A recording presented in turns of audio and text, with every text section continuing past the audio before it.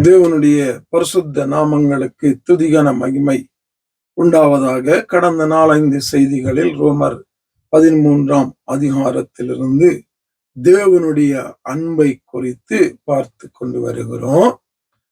தொடர்ந்தும் 11வது வசனம், நித்திரையை விட்டு எழுந்திருக்கத்தக்க வேளையாயிற்றென்று நாம் காலத்தை அறிந்தவர்களாய் இப்படி நடக்க வேண்டும். எப்படி நடக்க வேண்டும்? நித்திரையை விட்டு எழுந்திருக்கத்தக்க வேளையாயிற்றென்று நாம் காலத்தை அறிந்தவர்களாய். நாங்க இருக்கிற இந்த காலத்தை, இந்த நேரத்தை அறிந்தவர்களாக, புரிந்தவர்களாக, நித்திரை கொண்டு இருக்கிறவர்கள் போல அல்ல, நித்திரையை விட்டு எழுந்தவர்களாக, விழித்தவர்களாக, முழித்தவர்களாக, காலத்தை, நேரத்தை அறிந்து இப்படிப்பட்டதான ஒரு வாழ்க்கை எப்படிப்பட்டதான வாழ்க்கை, அந்த அன்பு கூறுகிறதான ஒரு வாழ்க்கை வாழ வேண்டும் என்பதாக பவுல் இங்கே சொல்றார். என்னத்த காலத்தை அறிந்தவர்களா? ஆண்டவருடைய வருகை எப்பொழுதும் இருக்கலாம், எப்பொழுதும் அவர் வரலாம்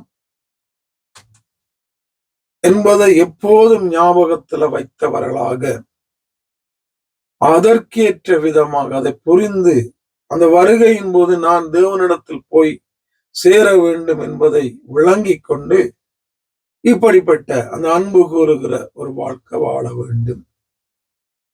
ஆண்டவருடைய வருகை என்று போட்டு ஏதாவது உலகத்துல ஒரு காரியம் நடந்தது, இதன் ஆண்டவருடைய கடைசி வருகைக்குரிய காரியம் அதான் இது நடக்குது, அதை குறித்து நான் பேசல.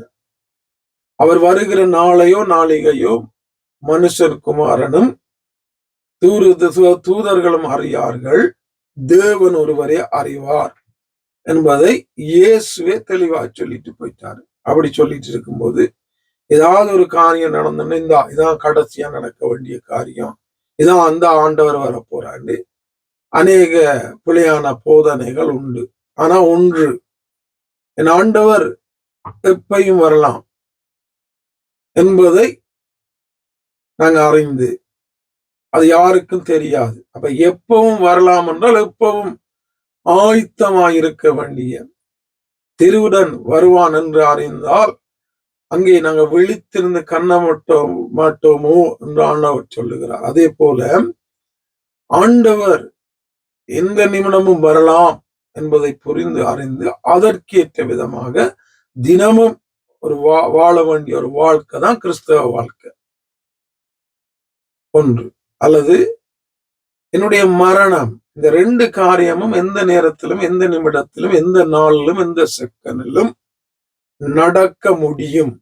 ஒன்று ஆண்டவருடைய வருகை, மற்றது எங்களுடைய மரணம்.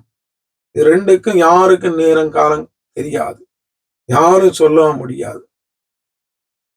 இன்றைக்கு இருக்கிற நாங்க நாளைக்கு இருக்க போவோம் என்பது கேள்விக்குறி. அது தெய்வன் ஒருவரே அறிவார். ஆகவே இந்த 2 காரியமும் ஒரு மனிதனுடைய வாழ்க்கையில எப்பவும் நடக்கலாம். அப்ப அந்த காலத்தை அறிந்தவர்களாக, அந்த காரியங்களை புரிந்தவர்களாக, இந்த அன்பில நிலைத்திருந்து வாழுங்க என்பதாக இங்க அவர் சொல்லுகிறாரு. அதான் நித்திரை விட்டு எழுந்திருக்கத்தக்க வேளையாயிற்றென்று நாம் காலத்தை அறிந்தவர்களாய் இப்படி நடக்க வேண்டும்,